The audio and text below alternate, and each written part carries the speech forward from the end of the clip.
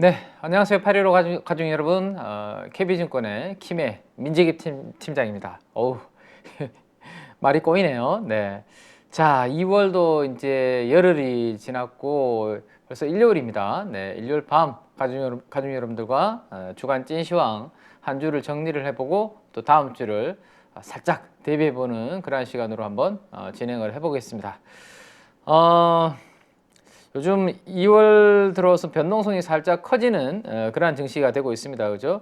1월 달은 그래도 이렇게 좀 올라오다가 2월 들어서는 약간 과열 조짐이 시장이 나타나면서 조금 이렇게 변동성이 커지는 종목들이 나타나고 있고 시장도 그런 모습들이 나타나고 있죠. 그래서 그 이번 주 금요일 밤에 주말에 이제 나왔던 뉴스들, 해외 쪽의 뉴스들 몇 가지 정리를 하고 우리나라 증시의 최근의 특징 점검을 하고 그 다음에 뭐 테마 종목 이야기 이렇게 이어가도록 하겠습니다. 자, 먼저 첫 번째 이야기부터 한번 해보죠. 일단 중국 이야기입니다. 네. 경기 부양을 위해서 돈을 중국에서 풀고 있다. 뭐 그런 내용들입니다. 그래서 1월달 대출이 900조 원에 육박할 정도로 신기록을 기록을 하고 있다. 그런 내용입니다. 자, 대출을 하는 주체는 기업들도 있고요. 우리가 가게도 있을 수 있습니다. 우리처럼 그죠? 우리처럼 개인과 같은 이런 가게가 돈을 빌릴 수도 있고 기업이 뭔가 투자를 하기 위해서 돈을 빌리는 그런 케이스도 있는데 지금 분위기는 기업들입니다. 기업들. 가게가 아니라 가게는 주춤하고 있고요. 기업들이 대출을 늘리면서 중국의 은행들은 역대급으로 아주 큰 규모의 자금을 풀고 있다. 그런 내용이라고 보시면 될 것 같습니다.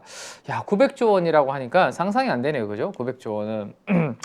제로 코로나 정책을 이제 철회하고 난 다음에 중국이 기업들이 활동이 이제 조금씩 활발해지고 있는 그런 상황이죠. 그래서 기업들을 대상으로 한 대출이 전반적으로 증가를 한 반면에 가계 대출은 주춤하고 있다라고 그렇게 보시면 될 것 같습니다. 자, 일단 중국 정부는 하고 싶은 게 뭐죠? 부동산입니다. 부동산.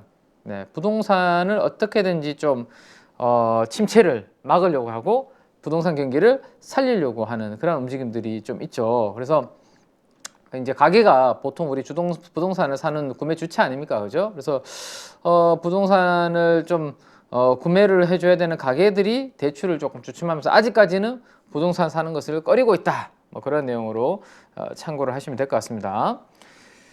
자, 그래서 이제 지금 보시는 것처럼 다음 뉴스 그 페이지도 마찬가지의 내용입니다.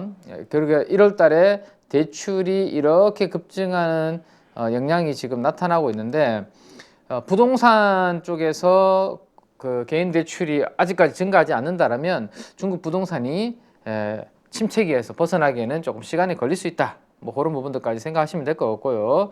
자, 그러면 이제 1월 달에 이렇게 신규 대출이 역대급으로 사상 최대를 기록을 했는데 2월부터는 더 기업들이 대출이 늘어날지 아니면 주춤했던 가계가 올라올지 아니면 가계는 여전히 주춤하면서 기업과 가계 간에 뭔가 괴리가 양극화가 계속 나타나는지 그런 부분들이 중국 쪽에서의 분위기다라고 보시면 되고요.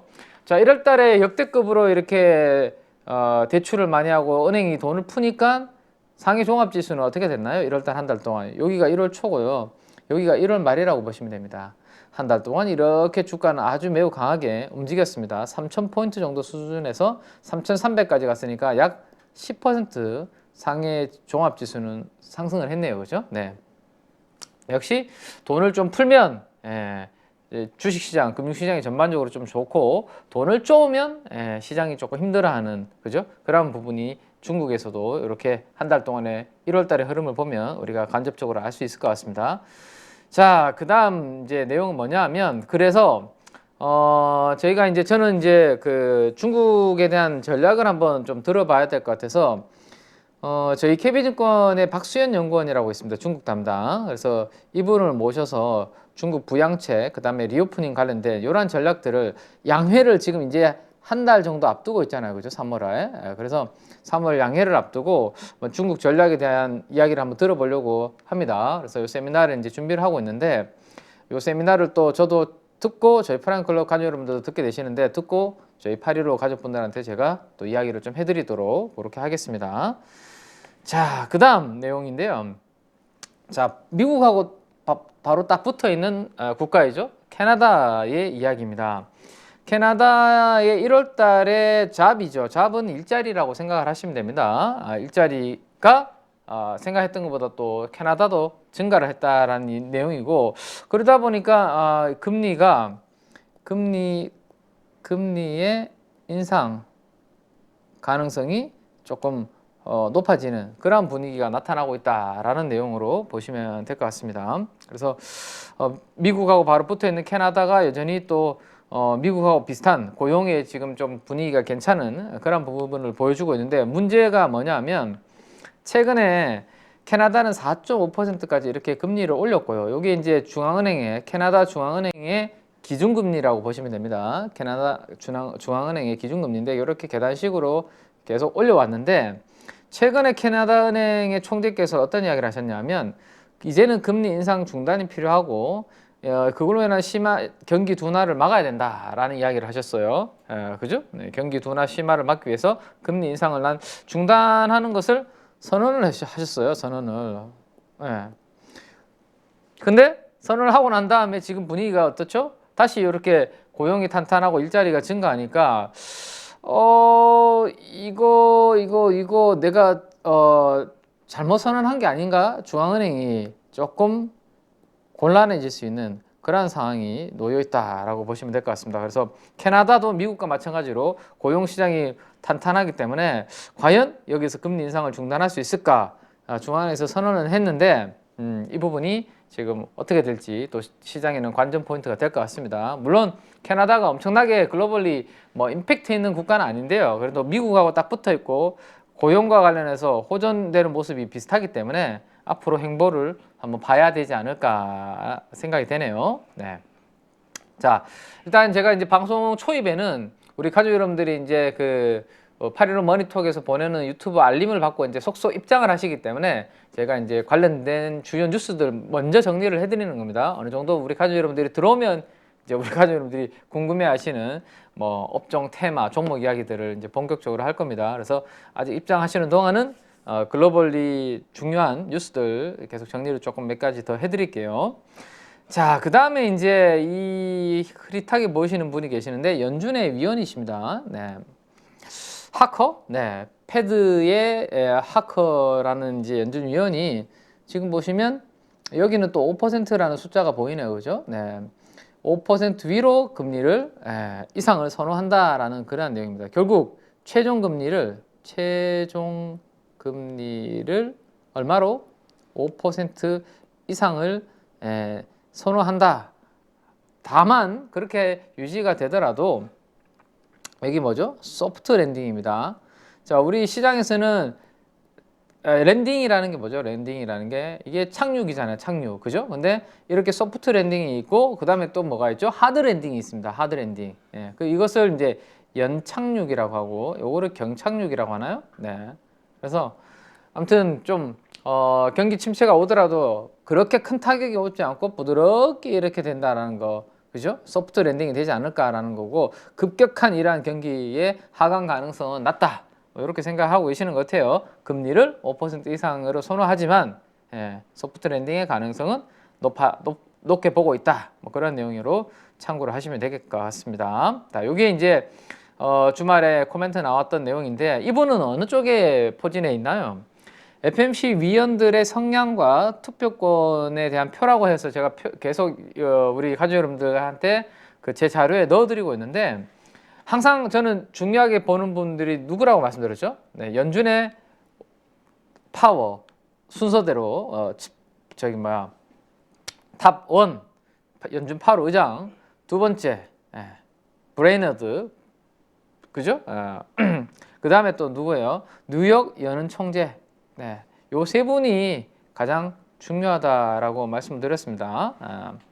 그죠? 요 세 분이 제일 중요하다고 말씀드렸고, 그 다음에 투표권이 없다고 해서 영향력이 없는 게 아니라 실제로 좀 어느 정도 연준 위원들의 의견을 모아나가는 오피니언 리더 역할을 하는 분이 요 세인트 루이스 블러드 총재, 요 정도 만약에 한 분 더 본다면 플러스 알파로. 그래서 오늘 이야기하신 하커 이분은 지금 보시면 약간 비둘기적인 성향을 가지고 계시긴 한데 뭘 더비시라고 돼 있죠. 예, 그렇게 시장에 임팩트 있는 그런 부분은 아니다 정도만 참고하시고, 우리는 요 세 분의 입과 그 다음에 한 분 더 추가한 다음에 요 빨간색으로 요 정도 돼 있는 블러드 총재 정도까지만 보고 나머지는 뭐 이야기 나오는 것을 중간중간에 체크만 하시면 될 것 같습니다. 네. 자, 요 정도. 또 위원 한 분이 코멘트를, 지난주에 참 연준 위원들의 발언이 많이 나왔죠, 그죠? 네, 그래서 그 부분들 한번 보시면 될 것 같고요. 자, 그 다음에 이제 요 뉴스는 마이크로소프트가 커트를 했다라고 하죠. 또 잡을 그 뭐죠? 감원을 단행을 했다. 뭐 그런 내용으로 보시면 됩니다, 그죠? 감원을 또 단행을 하셨네요. 어떤 단행을 했나? 어느 부분에 있어서 단행을 했나요? 여기 보시면 홀로렌즈라는 게 보이죠? 네. 그러니까 홀로렌즈의 와 여기 서페이스 뭐 이런 부분들, 서피스, 그 다음에 엑스박스 뭐 이런 부분들의 인력을 좀 줄였다. 뭐 그런 내용들이 있습니다. 최근에 뭐 감원은 트렌드고요, 그죠? 생산직 있죠. 생산에 직접적으로 타격을 줄 수 있는 그러한 부분들이 아닌 좀 사무직 쪽에 그냥 뭐 재무라든지 인사라든지 마케팅이라든지 약간 이런 쪽들의 인원들을 전반적으로 약간 줄이는 그런 모습들이 나타나고 있다라고 보셔야 될 것 같아요. 이번에 이제 이 홀로렌즈는 어떤 이슈가 있었냐면요. 이 홀로렌즈를 그 국방부에다가 납품을 좀 하려고 했어요. 홀로렌즈를. 그러니까 이제 군 전력에 보강하기 위해서 이 부분을 좀 납품을 하려고 했는데 국회에서, 미국 의회에서 이 부분을 막아버렸습니다. 그러면서 홀로렌즈의 이번에 뭐 추가적인 구매가 막혀버리니까 뭐 감원을 한 건지는 모르겠지만 어쨌든 관련해서 이 부분이 홀로렌즈 관련된 향후에 이 뭐 스케줄이라든지 로드맵 관련된 부분에 영향을 줄지 계속 요거는 체크를 해봐야 되죠. 네. 홀로렌즈는 우리 앞으로 또 차세대 먹거리 중에 하나 아닙니까, 그죠? 그래서 그런 부분들이 또 마이크로소프트에서 뉴스가 있었다. 자, 마이크로소프트에서 이런 뉴스만 있었던 게 아니라 또 획기적인 또 이제 이 챗 GPT와 관련된 빌 게이츠의 발언이 주말 사이에 있었습니다. 내가 생각하건대 앞으로 이 챗 GPT 같은 AI가 세상을 바꿀 거다라고 이야기를 또 하셨고 가장 중요한 혁신이다라고 이야기를 하셨습니다. 그래서 우리가 이제 메일을 작성하거나 요즘 뭐 그렇게 대학생들 리포트 이야기도 많이 나오는데요. 뭐 리포트, 직장인들이 뭐 메일 작성하거나 아니면 대학생분들이 주로 리포트 작성을 할 때 챗GPT가 많은 부분을 알아서 작성해 주는 부분이 있기 때문에 고생을 덜 한다. 뭐 이런 내용들이 지금 이슈가 되고 있잖아요. 그죠? 자, 빌 게이츠가 하신 말대로 그대로 앞으로 이게 인터넷 혁명과 발명과 맞먹는 그러한 중요도를 가진 챗GPT가 앞으로 우리나라의 그 다음에 전 세계 글로벌의 삶에 어떠한 변화를 줄지 이 부분은 앞으로 잘 봐야 되는 부분이 아닐까 싶네요. 어쨌든 챗GPT가 우리의 세상을 바꾼다라고 하는데 우리의 주식시장도 완전히 바꿔버렸죠. 1월 달부터, 그죠? 1월 달부터 분위기를 확 바꿔놨는데, 자, 요 내용을 한번 기억을 하고 그러면 최근에 우리나라에 드디어 이제 종목 이야기, 테마 이야기를 한번 가볼까요? 네, 챗GPT, AI 관련된 흐름들이 어떻게 전개가 되고 있는지 가족 여러분들과 한번 점검을 한번 해보도록 하겠습니다. 자, 일단은 이번에 주중에 나왔던 구글의 이 이슈는 추가적으로 음봉을 3개 연속으로 지금 만들고 있습니다. 차트를 보시는 것처럼, 그죠? 네, 제가 선을 하나 그어놨고 이때 첫 번째, 이 구글이 행사를 가졌는데 우리도 저기 챗 GPT와 같은 그러한 좋은 AI 챗봇을 개발하고 있어, 한번 보여줄게 라고 했는데 실망을 안기면서 지금 음봉이 3개 연속으로 만들어지고 있습니다. 다만 거래량이 이틀 동안 이렇게 실렸죠. 평소에 지금 보시면 거래량, 음봉이 저렇게 뚱뚱한 음봉이 보이지 않잖아요, 그죠? 이틀 동안 거래량이 많이 실렸다가 금요일 하루는 지금 보시는 것처럼 아주 가느다란 작은, 그리고 양봉으로 이렇게 장중에 플러스 시도를 하다가 밀렸습니다. 그래서 단기적으로 가격 조정은 얼추 좀 받은 것 같긴 한데요. 제가 이렇게 검은색 선을 그어놓은 건 뭐죠? 여기를 넘어서야지만 이번에 나타난 이번에 이 AI 관련된 구글의 악재는 좀 희석이 되었다라고 보시면 된다라는 게 첫 번째 하나가 있고, 아니면 두 가지 중에 하나입니다.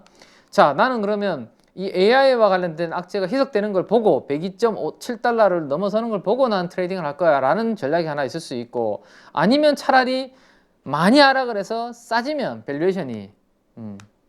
밸류에이션이 매력적으로 싸지면 그거는 한번 또 노려볼 만한 위치가 되죠. 그죠? 왜? 자, 예를 들어서입니다. 87달러 정도 여기 있죠. 85에서 87달러. 지난번에 저점을 여기서 찍었습니다. 예, 아주 많이 빠지고 여기서 바닥, 그죠? 아니 많이 빠지고 여기서 반등. 자, 이번에도 여기까지 빠져주면, 자, 예를 들어서 85달러까지 빠져주면 한번 볼까요? 자, 102달러까지 저기까지만 노려도 얼마 정도로 우리가 노릴 수 있는지 한번 생각을 해보면, 자, 예를 들어서 러프하게 102달러라고 잡고요. 네. 85달러라고 잡고요. 자, 85달러에서 사서 만약에 저기 저항이 있는, 이번에 그 AI 관련해서 악재가 터지면서 저항이 만들어진 거기까지만 올라가더라도 구글 가지고 20%를 먹을 수 있습니다. 그죠? 그래서 두 가지 전략이 제가 가능하다라고 말씀드렸던 이유는, 많이 빠져서 싸게 거래될 때 바닥에서 조금 싸게 사서 어디까지 노린다? 이번에 여기 저기 저항을 만든 자리 있잖아요. 그죠? 여기까지, 여기 사서 여기까지 노려도 여기 얼마다? 20%를 먹을 수 있는 구간이다. 그래서 혹시라도 구글이 이번에 이런 기회가 올지, 왜냐하면 지난번에 여기 1번, 2번 기회 왔을 때 긴가민가 하고 구글 못 사신 분들은 이렇게 올라갔을 때 천하의 구글을 역시 저기서 샀어야 되는데 라고 생각하시는 분들이 아마 계실 것 같아요. 그래서 이번에도 여기까지 온다라면 뭐 그런 트레이딩이 가능할지 저도 한번 체크를 해볼 거고요. 뭐 그런 분위기가 느껴지면 말씀을 좀 추가적으로 드릴 생각입니다. 그래서 이 두 가지 전략을 내한테 맞는 스타일을 생각을 하셔야 되죠. 나는 저점에서 사는 게 아니라 이번에 이 악재를 넘어서는 걸 보고 사겠어. 1번.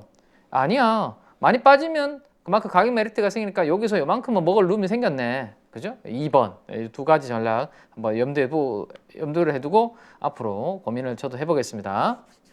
자, 그 다음에 이제 구글 말고 우리나라에 제가 이제 AI 관련주라고 알려드렸던 4개 종목들의 흐름을 한번 점검을 좀 해볼게요. 뭐였죠? 코난 테크놀로지, 솔트룩스, 그 다음에 오픈 엣지 테크놀로지, 마인즈랩, 이 종목들을 제가 아마 처음은 12월 달부터 1월 초부터 다양하게 아마 이렇게 소개를 해드렸는데 한번 보시죠. 자, 코난 테크놀로지를 첫 소개해드렸던 날은 제가 이렇게 날짜를 적어놨습니다. 1월 9일이라고 이렇게 적어놨죠. 여러분들이 최근에 저희 또 8.15 방송을 들으러 오신 분들은 1월 9일날 저 이야기를 했다고 나 못 믿겠는데? 라고 하시는 분들을 위해서 제가 한번 보시죠. 저는 아침에 개장 전 방송에서 만드는 저 PPT 자료를 다 이렇게 저장을 해놓고 있잖아요. 그죠? 1월 1일부터 1월 2일, 3일, 4일, 5일. 근데 지금 보시면 2022년 1월 9일, 아이고, 2023년인데 날짜를 제가 2022년으로 이렇게 저장을 다 해놨군요. 요거는 제가 저장을 잘못했네요. 아무튼 23년 1월 9일 코난 테크놀로지라고 제가 이렇게 기록을 다 해놨잖아요. 왜냐하면 저도 못 찾아서 미리 파일명에다가 이렇게 기록을 다 해놓거든요. 그때 한번 자료를 한번 볼까요? 네. 그때 자료를 보면 코난 테크놀로지 가지고 우리가 무슨 이야기를 했는지 아마 가족분들이 새록새록 떠오를 수가 있습니다. 자, 자료가 어디 있나? 1월 9일. 한번 찾아보죠. 네. 한번 쭉 한번 넘겨볼게요. 잠깐만요. 네. 1월 9일. 야, 이러면 사기 친구로 쓰는데. 자, 잠시만요. 여기 있네요. 앞에 있었군요. 네. 자, 이게 5페이지에 있었네요. 네, 아마 네이버 우리 8.15 카페에 다 똑같이 올라가 있으니까, 뭐 거기서 연전 자료 관심 있어서 다운받아 보신 분들은 아마 8.15 우리 카페에서 다운받아 보시면 될 것 같아요. 자, 1월 9일 날 제가 코난 테크놀로지를 처음 소개해드렸던 내용의 핵심 포인트는, 야, SK텔레콤이 가만히 있겠어요? 그죠? 이거였습니다. SK텔레콤이 KT가 AI 한다고 저렇게 하는데 SK텔레콤도 가만히 있지 않을 거니 코난 테크놀로지의 2대 주주가 SK텔레콤이니 SK텔레콤이 뭘 한다라는 이야기하면 코난 테크놀로지가 주목받지 않겠나 요 아이디어였습니다. 그리고 그 다음 페이지 한번 보시죠. 1월 8일 저녁에 어떤 내용이 나왔죠?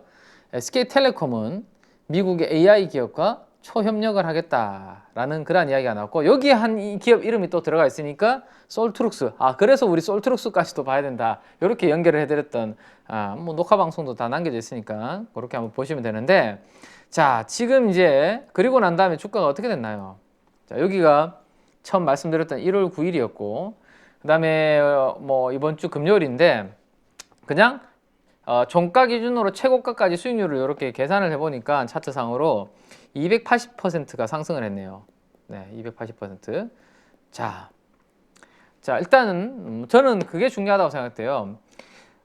저도 이제 이야기 드리는 게 다 올라가진 않아요. 물론 떨어지는 종목도 많습니다. 다만 올라가는 걸 뭐 좋아질 만한 것을 이야기했다면 좀 안 좋아질 만할 때도 이야기를 해드리는 게 도리 아닌가 싶거든요. 그러니까 올라갈 때는 이야기 안 하고 많이 올라가고 난 다음에 이제 많이 올랐으니까 빠질 거야 라고 이야기하시는 분들은 저는 이해가 잘 안 돼요. 그럼 올라갈 때도 이야기를 좀 해주시든지 그죠? 근데 저는 명확하게 이렇게 기록이 다 남겨져 있잖아요.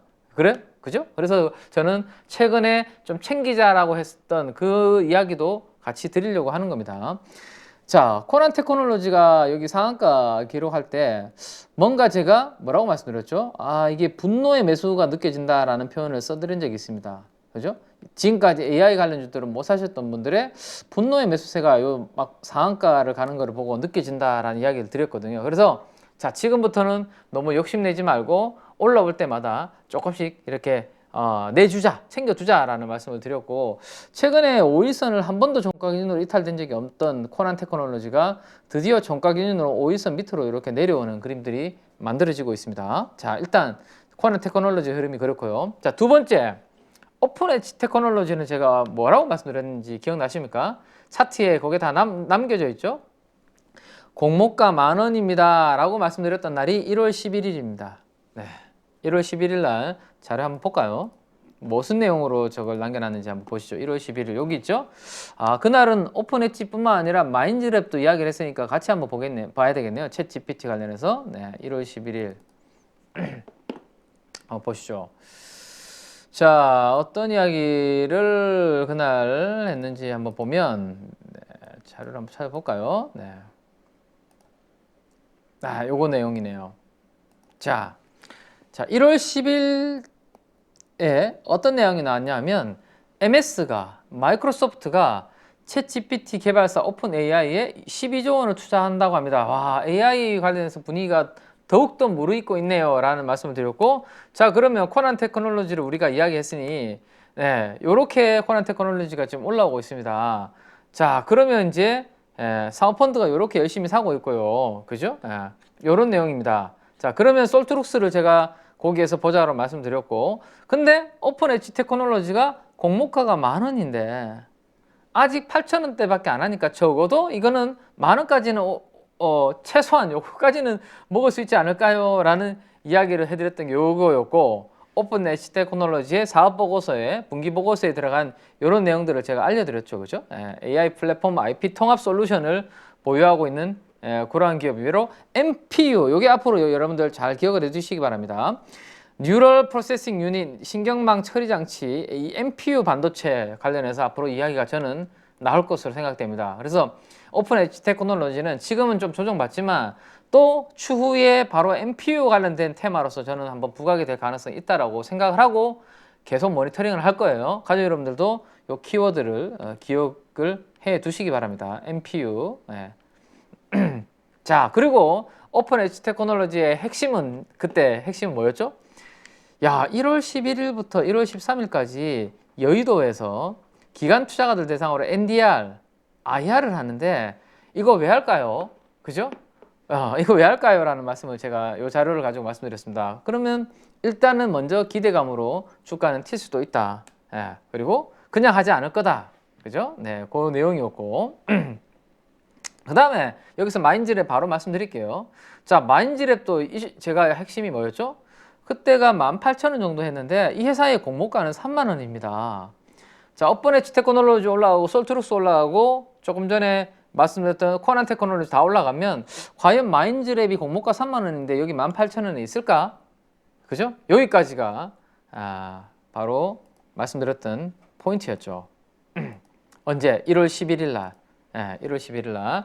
자, 근데 여기가 1월 11일이었고요. 오픈엣지 테크놀로지. 만 원까지는 최소한 갈 거라고 말씀드렸는데 만 원은커녕 2만 원까지 갔습니다. 그래서 이 종목도 거의 93%가 올랐네요. 지금까지. 그죠? 93%가. 자, 그런데 이 종목도 마찬가지의 흐름이에요. 지금 한번 보세요. 지금까지는 종가 기준으로 5일선을 깨고 내려온 적이 한 번도 없죠? 없습니다. 근데 지난주부터 해서 종가 기준으로 5일선을 이탈하는 그런 그림들이 만들어지고 있고, 거래 양봉을 잘 보셔야 됩니다. 양봉이 제가 흥분한 양봉들이 고점에서 나오면 안 좋다라고 말씀드렸죠. 그래서 제가 이제는 올라갈 때마다 조금씩 챙겨주자라는 말씀을 요 양봉 터지면서부터 해드렸고, 윗꼬리가 지금 계속 2만 원 부분에서 달리고 있잖아요. 그죠? 달리고 있습니다. 뭔가 누군가는 좀 매물을 팔기 시작했다는 이야기죠. 자, 그 다음에 조금 전에 1월 11일 날 28페이지에서 자료를 찾아보실 분들은 보시라고 제가 페이지도 넣어놓은 겁니다. 28페이지를 보시면 조금 전에 봤던 18,000원이 여기였어요. 마인즈랩이. 그죠? 마인즈랩 여기였고, 자, 공모가 3만 원인데 저게 그냥 그 자리에 있을까요? 다른 것들 다 가는데 공모가 얼마까지 갔죠, 이번에?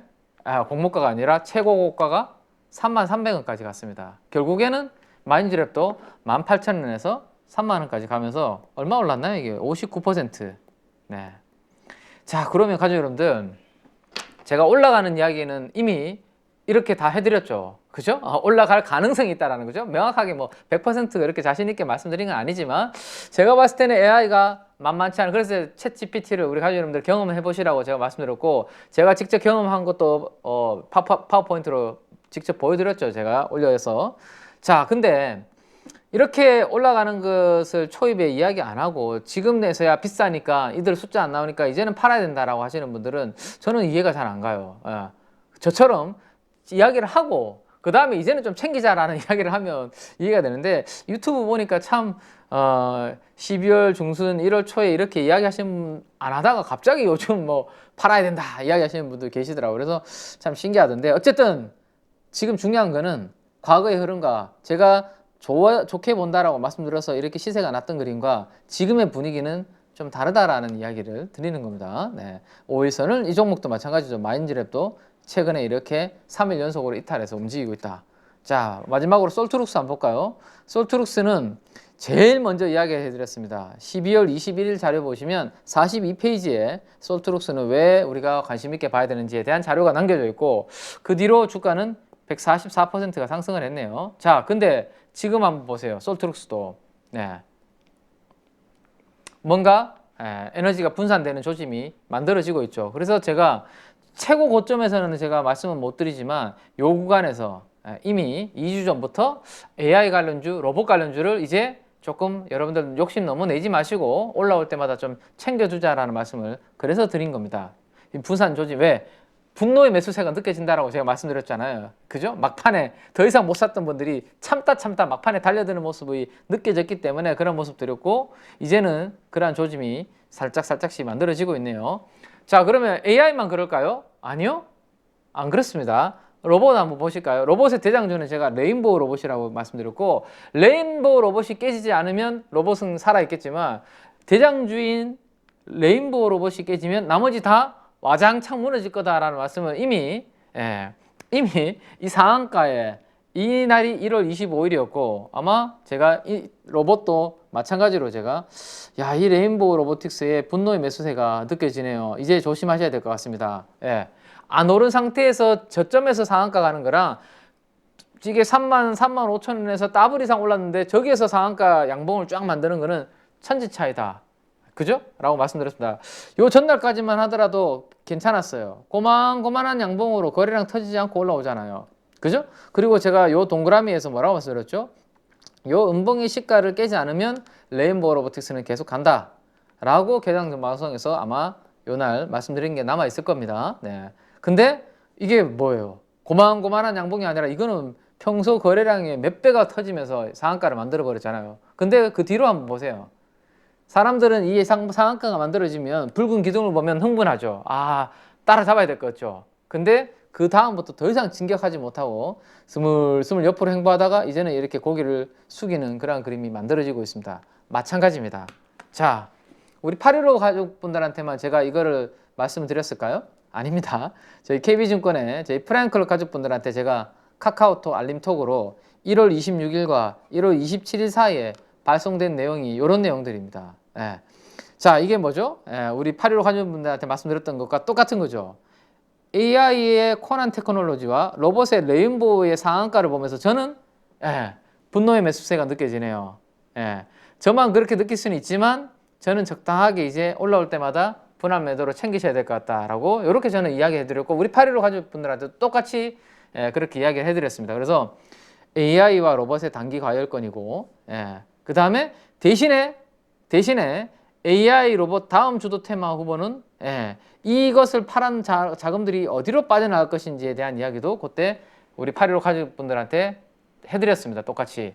아마도 저 자금들은 지금으로부터 2주 전에 제가 우주 항공과 인공위성 쪽으로 아마 가지 않을까 그렇게 예상해 본다라고 주간 찐시황에서 제가 말씀을 드렸었죠. 그래서 장중에 지난번에도 뭐 제가 말씀드리지만 장중에 혼자 이렇게 시장 흐름을 판단하기가 좀 쉽지 않으신 분들은 제가 운영하고 있는 이 프라임클럽 서비스를 한번 참고해 보시면 좋지 않을까라는 생각 말씀드리고요. 자, 그러면 이게 끝났냐?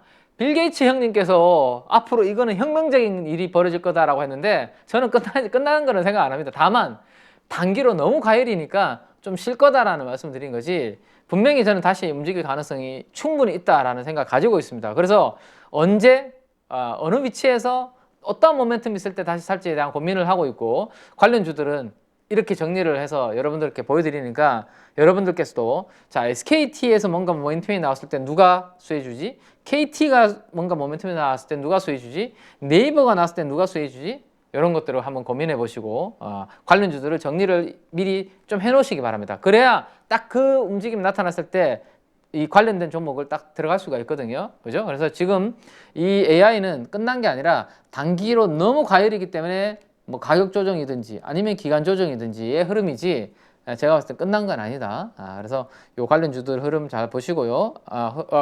흐름을 보시면서 모니터링을 하되 이 리스트에 관심 종목에 등록해 두시고 그 다음에 아까 말씀드렸던 게 뭐죠? AI 반도체 쪽에 NPU 제가 이야기를 해드렸습니다. 그죠? NPU AI 반도체, 오픈 엣지 테크놀로지, 가온 칩스 뭐 이런 게 있는데 요게 제가 봤을 때는 다음에 인공지능 관련된 테마가 될 때 이 NPU 이슈가 저는 한번 만들어질 가능성이 있습니다. 그래서 나중에 그거는 또 이야기를 드릴게요. 자, 그래서 구글 관련된 거, 엔비디아 관련된 거 이런 것들 한번 받으시고 관심 종목에 정리를 좀 해두시기를 부탁을 드리겠습니다. 자, 그렇게 하나 일단 중요한 테마 하나 정리를 좀 해드렸고요. 자, 그 다음에 어쨌든 1월 달에 세상의 가장 주도 테마가 지금 흐름이 약간 꺾이고 있다라는 거 요거 머릿속에 기억을 해 두셔야 되고요. 자, 그 다음에 중요한 것 중에 하나가 미국이 중국의 정찰 풍선 관련해서 6개 기관에 수출 금지령을 내렸다라는 이야기가 있습니다. 그죠? 수출 금지령. 자, 그러면 정찰 풍선과 관련해서 6개 기관? 그러면 이게 풍선이 뭐죠? 이게 이 하늘에 이렇게 날리는 이거 열기구 아닙니까? 그죠? 그러면 이거 여기도 뭐 우주, 항공 뭐 이런 쪽 관련된 기관에 뭔가 뭐 같이 이렇게 사업하는 부분에 대해서 수출하는 부분을 금지령을 내렸구나라는 것을 알 수가 있죠. 그죠? 한번 내용을 한번 보시죠. 자, 정찰 풍선 개발과 관련된 6개 기관의 무역 제재 대상 리스트에 추가한다라고 밝혔습니다. 그래서 앞으로 미국 상무부는 인민해방군 PLA라고 하네요. 항공우주 프로그램을 지원하는 6개 기관을 무역 블랙리스트에 올렸다라고 합니다. 이거 그러면 이 항공우주 관련해서도 또다시 이제 경쟁이 제가 봤을 때는 벌어질 것 같아요. 반도체도 최첨단 반도체를 개발하지 못하기 위해서 미국이 중국 쪽으로 수출을 대대적으로 막고 있잖아요. 블랙리스트에 막 올리고 그죠? 근데 여기 이 분야에서도 지금 그 이슈가 벌어지고 있다, 만들어질 수 있다라는 거 생각을 하셔야 될 것 같습니다. 자, 그러면 우주항공 관련해서 우리가 이야기를 한번 해봐야 되죠. 2주 전에 제가 주간 찐시황 방송에서 이런 내용으로 설명을 드렸었습니다. 자, 인공지능은 이제 과열되어 있고 노란색입니다. 인공지능 관련 종목들을 제가 지수화 시켜 놓은 거죠. 인덱스로 만들어서 그려서 이렇게 비교를 해서 말씀드리기를, 자, 인공지능이 작년에도 연초에 이렇게 움직였는데 이번에는 거기를 더 돌파해서 너무 뜨겁게 움직였으니까 과열된 것 같고, 자, 거기에서 빠져나온 자금들은 이쪽으로 좀 이동하지 않을까요? 라는 이야기를, 왜? 검은색입니다. 바닥이 있잖아요. 그죠? 바닥. 이게 최근에 좀 올라왔으니까 올라왔지, 사실 2주 전이면 이 정도 위치였겠죠. 여기. 그러면 테마가 돈다면 이번에 2월 달에 모멘텀도 있고 2분기에도 아주 우주항공 인공위성 쪽에는 모멘텀이 많으니까 이쪽으로 그 자금들이 좀 이동하지 않을까라는 이야기를 해드렸습니다. 그리고 이제 지난 금요일에 우주항공 관련해서 저는 이제 제 생각을 이렇게 업데이트도 좀 해드렸는데, 자, 금요일날 제가 개장 전 방송에서 종목들 리스트를 삼성증권에서 너무 잘 정리를 해놔서 이렇게 자료에다 넣어드렸습니다. 그죠? 자, 위성용 안테나는 인텔리안 테크 하나시스템, 위성 개발은 뭐 세트랙아이, 우주 발사체는 캔코아, AP, 제노코 뭐 이런 것들이 있다.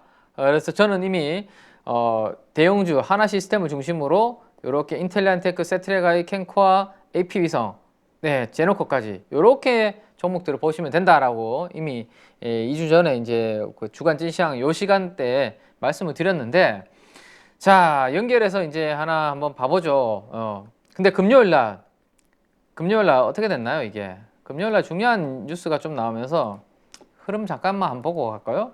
금요일 날 어떤 뉴스가 나왔냐면, 금요일 날 제가 써드린 걸 보면, 요거 한번 보시면, 자, 뭐 과열이다 이런 내용 써드렸고, 그 다음에 신고가 종목 52주 신고가, 역사적 신고가 종목이 좀 줄어들고 있다 뭐 그런 내용이 있고, 이제 단기 트레이딩도 이제 슬슬 조금 조심해야 된다라는 내용을 제가 좀 당겨놓은 게 있고, 자, 그 다음에 종목 업종 전략에 제가 우주 인공위성이라고 이렇게 금요일날 이제 장중에 코멘트를 이제 보내드렸는데 1월 27일 날 처음으로 이제 말씀을 드렸고, 시장에서 별로 관심이 없을 때 우리는 봐야 된다라고 말씀드렸고, 최근에 이제 인공위성 쪽이 또 부각이 되고 있는 것 중에 하나가 좀 매우 안타까운 케이스긴 하지만, 지금 튀르키예 시리아 쪽에서는 이번 지진으로 인해서 사망자가 2만 명이 넘어섰다라는 이야기, 안타까운 소식이 들려오고 있습니다. 저는 저녁에 이제 8.15 개장 전 방송 자료 만들면서 조금 울컥했던 게, 그 아빠가 그 지진 잔해, 건물 잔해에서 딸이 이제 갇혀 있는데, 지금도 그 이야기 하려니까 이제 조금 좀 울컥하는데요. 그 아빠가 딸 손을 이렇게 잡고 있는 모습, 이미 좀 구조가 안 돼서 사망을 했음에도 불구하고 아빠가 딸 손을 이렇게 잡고 있는 그 사진을 보고 너무 좀 그렇더라고요.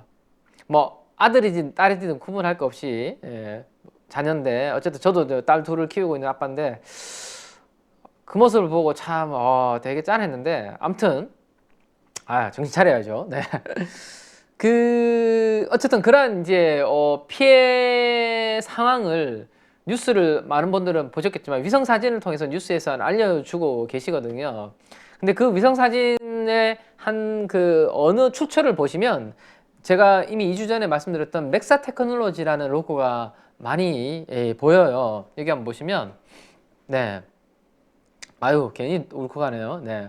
지금 보시면 맥사라고 이렇게 적혀져 있죠. 맥사. 제가 2주 전에 이 맥사 테크놀로지의 이 인공위성 기술이 러시아 우크라이나 전쟁 때부터 지금 좀 부각이 되고 있고, 그래서 맥사넷 테크놀로지와 유사한 회사로는 우리나라의 지구 관측용 인공위성 세트랙아이가 있다라는 설명을 2주 전에 제가 드렸었는데, 이번에 이제 안타까운 그 참사 현장을 뉴스에서 맥사 테크놀로지가 인공위성에서 찍은 사진을 가지고 이렇게 우리 앵커분들이 설명하시는 것들이 많이 나오고 있거든요. 그리고 아래의 장면은 뭐냐면 2월 9일인가요? 북한이 이제 건군절이었습니다. 그죠?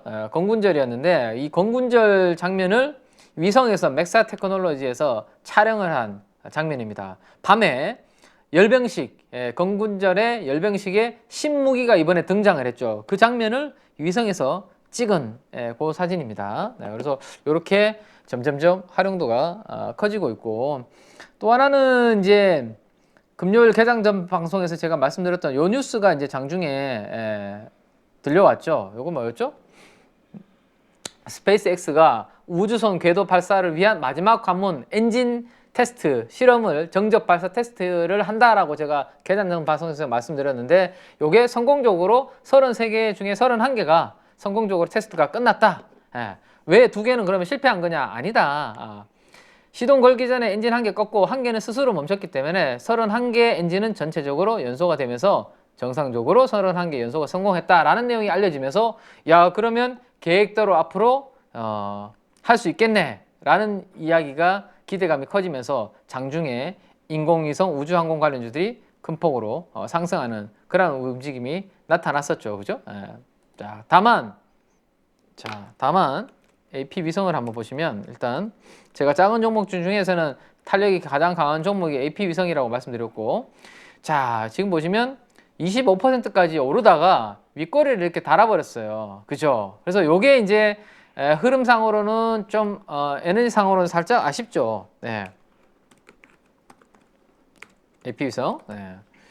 자, 왜냐면 이게 양봉을 이렇게 윗꼬리를 안 만들고 끝까지 이렇게 지켰어야지 좋은 흐름인데, 윗꼬리를 쭉 달아버렸기 때문에 조금 아쉬운 그림이기는 하죠. 누군가는 팔기 시작했다라는 거고, 또 하나는 이유는 저는 또 하나 있습니다. 또 하나는 뭐냐면 코스닥이, 우리나라 코스닥이 오후 들어서 버티지 못하고 네, 이런 모습 보이죠. 오후 들어서 이렇게 저점을 깨면서 밀리다 보니까 아마 그 부분을 지키기 힘든, 왜 제가 긴급 시황이라는 글을 이제 보내드렸던 것처럼 이제 종목 장세도 그렇고 단기 트레이딩도 좀 초보자분들은 좀 조심해야 될 것 같다라는 이야기 해드릴 정도로 시장이 조금 애매하게 지금 움직이다 보니까 이렇게 상승폭을 지키지 못하고 이렇게 반납을 하는 그런 모습들이 좀 나타났어요. 네, 코스닥이 이렇게 무너지면서. 그래서 그 시장 영향을 좀 받았다라고 보셔야 될 것 같아요. 자, 그래서 AP 위성 같은 경우는 예를 들어서 이번 금요일 날 만들어 놓은 이 양봉을 깨지 않으면 그 위에서 얼마나 빨리, 항상 제가 말씀드리는 게 뭐죠? 얼마나 빨리 저 윗꼬리를 만회하는 캔들이 나오는지가 중요하다. 그죠? 그래서 아직 단기적으로 모멘텀이 많이 남아있기 때문에 우주항공 관련해서는 저는 아직 끝났다라고 보지 않는데, 단기적으로 시장이 이제 꺾여버리면 미국이 지금 연속으로 하락을 하고 있고 우리나라도 지금 약간 에너지가 소진되는 모습이 나타나고 있잖아요. 그죠? 그래버리면 이제 종목 장세도 버틸 수 있는 재간이 없죠. 만약에 그게 그렇지 않다라면 적어도 어떤 그림이 나와야 되냐면, 자, 이런 그림이 나와줘야 됩니다. 요 윗꼬리단 윗꼬리를 이렇게 몸통으로 커버를 하는 양봉이 좀 나와줘야 돼요. 그러면 요거를 연결하면 어떻게 되죠? 금요일 날 빠진 게 아니라 요런 양봉이 되는 거잖아요. 그죠? 그래서 요런 그림이 좀 나와주는지 다음 주 또 한번 체크를 해봐야 되겠죠. 네, 그래서 우주항공 쪽은 그런 부분들이 있다라고 보시면 되고요. 자, 큰 종목으로는 이제 하나에어로스페이스를 봐야 되는 그런 그림들이 좀 된다라고 보셔야 될 것 같아요. 제가 요거는 언제 말씀드렸죠? 요거를 언제 말씀드렸는지 잠깐만요. 2월 7일 날 제가 이야기 드렸다고 기록이 남아져 있네요. 2월 7일 날 제가 이제 방산 쪽의 대장주는 하나에어로스페이스입니다 라고 제가 말씀드린 게 있는데, 자, 삼성증권에서 예쁘게 정리를 해 놓은 게 있으니까 한번 보시죠. 네. 자, 이제는 하나에어로스페이스가 방산도 하지만, 그죠? 방산도 하지만 우주 쪽에도 하나에어로스페이스를 약간 엮어도 괜찮은 그런 내용들로 이제 또 분위기를 만들고 있네요. 여의도에서는. 그죠? 네. 그래서 자, 방산과 관련해서 하나 디펜스와 관련해서 2년 동안의 수출 계약들은 천궁부터 시작해서 여러 가지 천무부터 호주, 폴란드까지 여러 가지 이벤트들이 이렇게 있다라는 거 한번 보시면 되고, 오른쪽으로 보시면 자, 하나그룹이 우주항공은 정말로 찐으로 지금 진심으로 하고 있잖아요. 그죠? 세트레가 인수했죠. 그죠? 그리고 하나 시스템이 위성 쪽에 기술을 가지고 있죠. 하나 에어로스페이스가 엔진을 또 기술을 가지고 있습니다. 그죠? 그러면 발사대는 하나 디펜스가 해준다면 전체적으로 우주와 관련된 밸류 체인을 또 갖추는 이런 부분들이 있습니다. 그래서 하나 에어로스페이스는 그런 부분도 있는데 이거 전에 제가 2월 7일 날 우리 가족분들한테 말씀드렸던 하나 에어로스페이스의 방산의 탑픽인 이유는 이거죠. 한국 항공우주의 핵심 엔지니어 분이 뭐의 엔지니어? KF-21 보라매를 사업을 이끌었던 핵심 엔지니어 분이 어디로? 하나 에어로스페이스로 이직을 한 이 부분이 저는 가장 큰 이슈다라고 말씀드렸습니다. 네. 보라매 KF-21의 산증인인 하나형으로 갔고, 그러면 앞으로 한국 항공우주를 인수할지 안 할지는 모르겠지만 어쨌든 인수 가능성도 있고, 인수를 하지 않더라도 그분이 하나에서 오셔서 하나 에어로스페이스를 또 핵심적으로 키우지 않을까. 그죠? 이쪽에 성공을 했기 때문에 그 관련된 부분들의 노하우를 또 이쪽으로 접목을 하지 않겠냐라는 거죠. 그래서 지금까지는 카이 한국항공우주에서 열심히 하셨고요. 올해 1월 달에 하나 에어로스페이스로 오셨기 때문에 자, 주가도 하나 에어로스페이스는 이렇게 가는데 항공우주보다 이렇게 벌어지고 있는 이유가 이런 부분들이다라고 말씀드렸습니다. 그죠? 그래서 하나 에어로스페이스는 저는 방산 쪽으로도 이제는 대장주로 봐야 되고, 네. 다른 종목들하고 지금 괴리가 다 벌어지고 있어요. 자, 요거는 잠깐만 한번 보여드릴까요? 네. 자, 우리 가족 여러분들도 이런 것들은 구글에서 다 하시면 됩니다. 하나 에어로스페이스 주가라고 치면 여기 나오죠? 네, 여기 나오고 비교라고 누르시면 되고요. 내가 좀 많은 종목들하고 비교를 해보고 싶을 수 있는데 요거는 2개 종목 정도 비교를 할 수 있습니다. 자, 예를 들어서 현대로템 한번 비교를 해볼까요? 이번에 조금 수출해서 실망감이 있었던 현대로템. 네. 자, 뭔가 그림이 다르죠? 하나 에어로스페이스가 파란색이고요. 현대로템이 빨간색입니다. 벌어지는 거 보이십니까? 확실히? 뚜렷하게 지금 벌어지는 게 나타나고 있고, 최근 3개월 수익률 한번 보세요. 24%가 하나 에어로스페이스 오르는데 현대로템은 고작 6%입니다. 누가 주도주죠?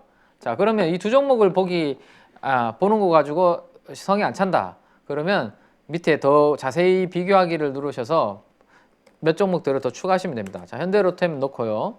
그 다음 우리 또 누구죠? LIG 넥스원 있죠? LIG 넥스원 넣고, 그 다음에 하나 누굽니까? 항공우주. 자, 여기에서 중요한 핵심 인물이 이제 하나 에어로스페이스로 오셨는데 한번 보시죠.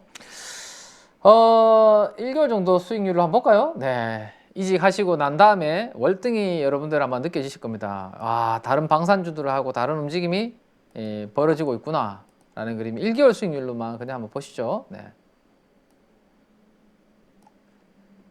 아, 이거 여기에서 바로 이렇게 펜을 쓸 수 있는 기능을 815에서만 알고 계시는데 빨리 배워야 되겠어요. 캡처 안 하게. 네.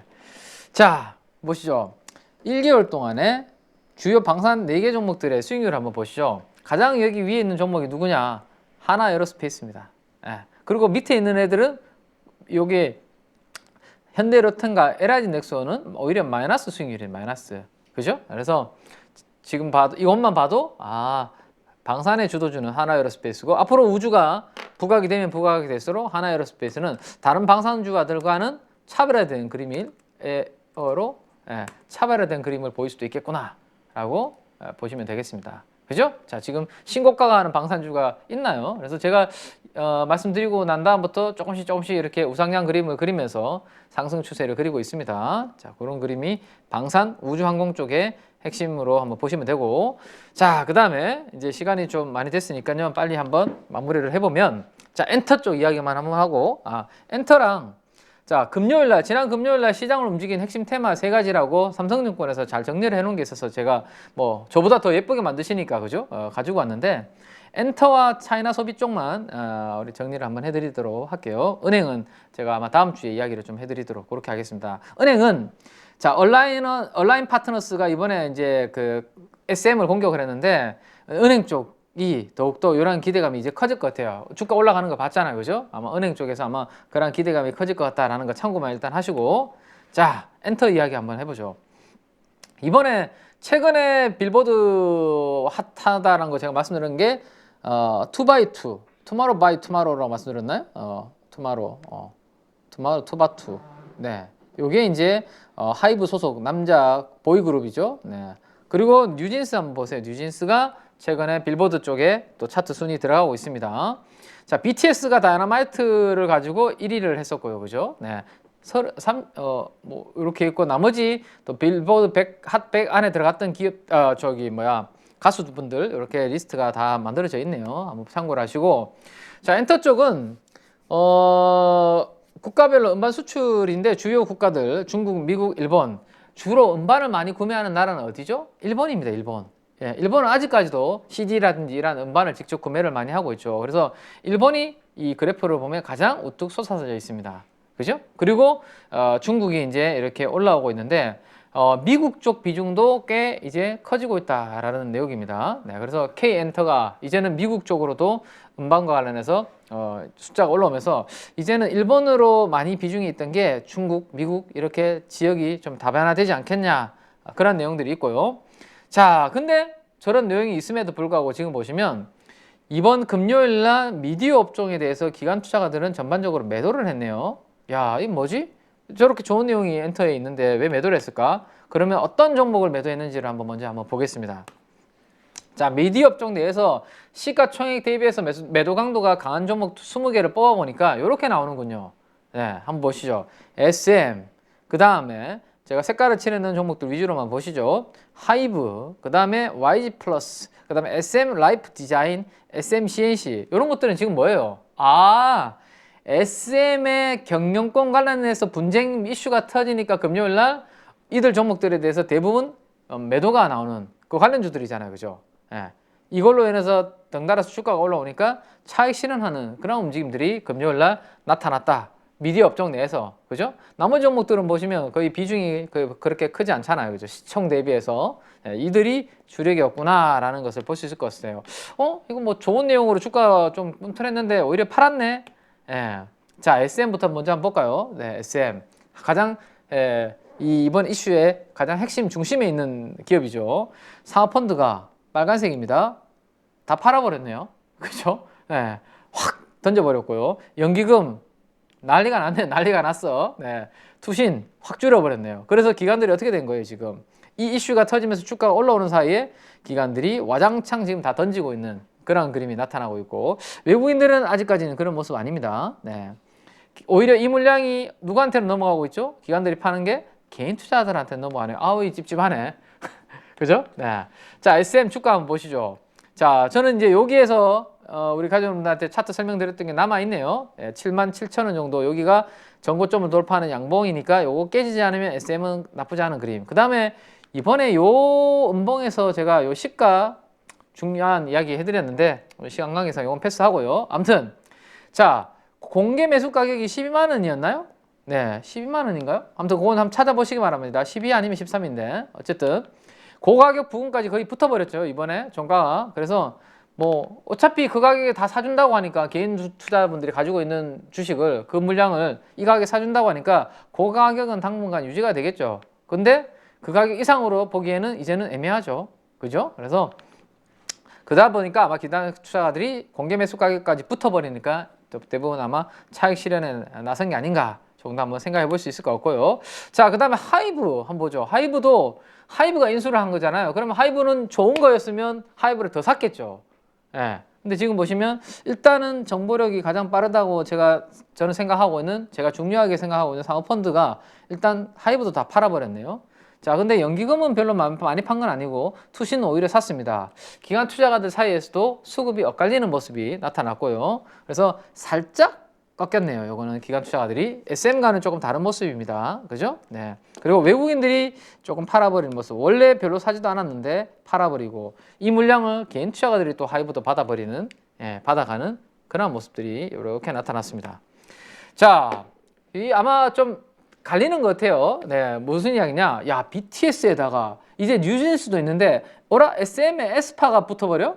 야, 막강한해지네? 그죠? 시너지가 기대되지 않겠나라고 좋게 보는 분들이 있는 반면에, 야, 이거는 너무 방만해지는 거 아니야? 거대해지는 거 아니야? 비대해지는 거 아니야?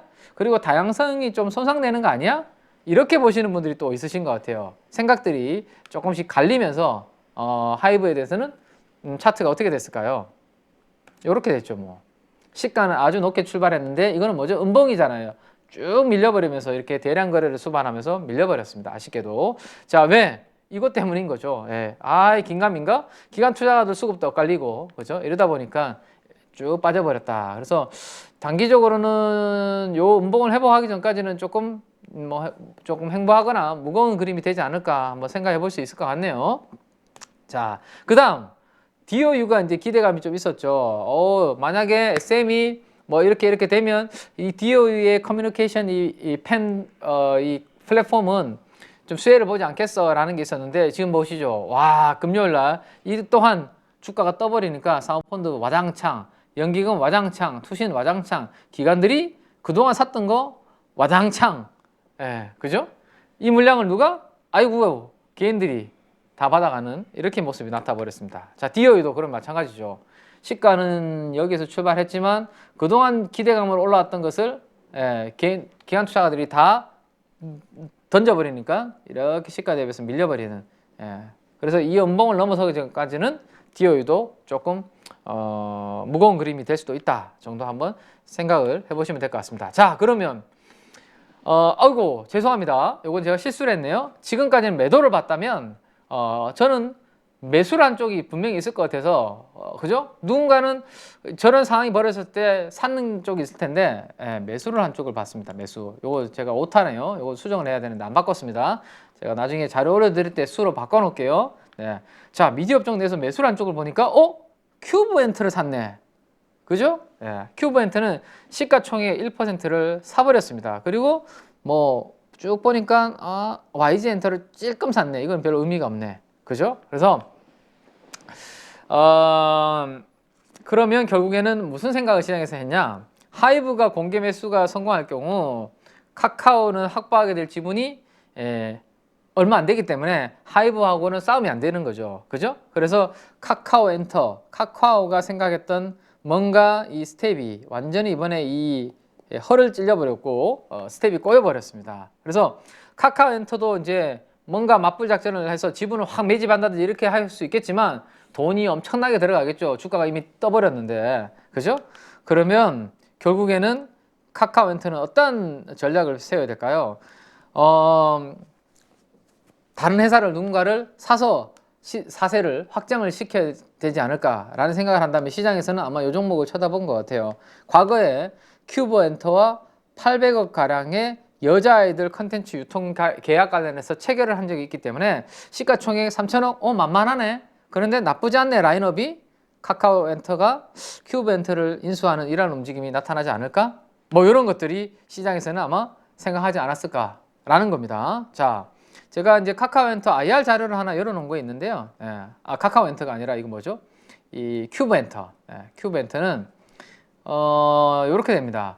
VTGMP라는 회사가 지분이 이 화장품 회사 제가 탐방 갔다 했던 회사라고 알려드렸죠. 38% 지분율을 가지고 있고 특수관계인들의 지분을 다 합하면 50%의 지분을 가지고 있습니다. 그죠? 그러면 3천억 시가총액에 5천억이니까 한 1,500억 정도네요. 그죠? 지금 시가 그대로 만약에 계산을 해준다면 그러면 뭐 7천억 뭐 이상의 돈을 들여야 되는 SM 인수보다는 더욱 뭐 적은 자금이 들어갈 수 있겠죠. 어쨌든 그런 부분들 생각해 보시면 되고 얘네들의 라인업은 핵심은 여기입니다. 여자아이들. 그죠? 2018년도에 데뷔를 한 그래서 큐브의 비즈니스는 엔터테인먼트 쪽에 있고요. 음악과 그 다음에 매니지먼트 사업 그 다음에 뭐 이런 것들이 있다. 블록체인도 하는 게 있죠. 사실 큐브엔터는 블록체인 여기에 소속되어 있는 아티스트들 여자아이들 B2B 펜타곤 확실은 여자아이들이 핵심입니다. 그죠?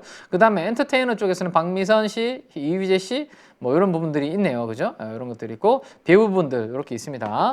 이게 큐브 엔터다라는 거 생각을 참고를 하시면 되겠습니다.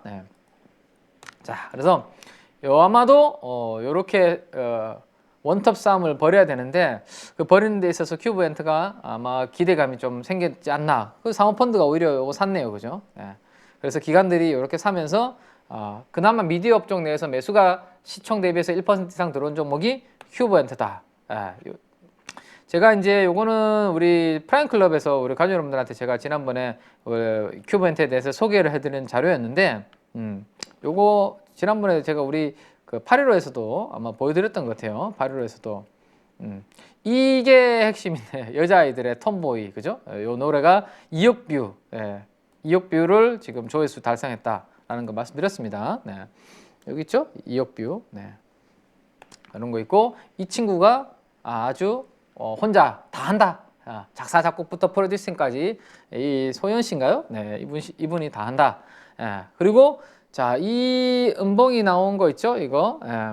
이때가 12월 말이죠. 이때가 카카오엔터하고 800억 규모의 음반 컨텐츠 뭐 유통계약 체결하고 세론 나왔던 때가 이때였어요.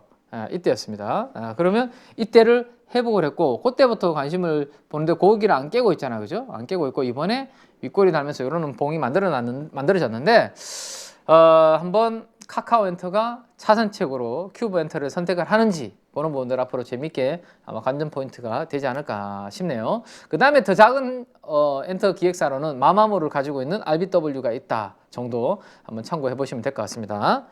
자, 차이나 소비 관련해서는 제가 이야기를 좀 드리려고 했는데, 요거는 가족 여러분들이 뭐 자료 안에 제가 넣어 드린 거 그 자료를 가지고 한번 참고를 해보시면 좋겠네요. 그 다음에 2차 전지 관련해서도 제가 음극재 관련해서 자료를 넣어 놓은 게 있고, 요게 제가 1월 이번 주 초죠. 2월 며칠이죠? 2월 오늘이 11일이니까 월요일이면 언제죠? 2월 6일이네. 2월 6일. 2월 6일 날 제가 이제는 음극재를 좀 봐야 된다라는 내용으로 요거 넣어놓은 건데, 대주전자재료와 나노신소재 요 두 종목을 월요일 날 좀 잘 봐야 된다라고 넣어놓은 거고, 그 이유는 요거였습니다. 매출액 증가율과 영업이익 증가율을 보니까 나노신소재가 올해부터 내년까지가 폭발적으로 성장을 한다. 대주전자재료는 조금 늦은 내년부터 2025년까지. 그래서 음극재 쪽이, 이제 양극재는 너무 우리가 잘 아니까 음극재를 좀 봐야 되지 않을까라고 2월 6일 날 보내드린 내용인데, 요 우리 8.15 가족분들한테도 넣어드렸으니까요. 이렇게 한번 참고해 보시기 바랍니다. 자, 이렇게 엔터 쪽에 과연 다음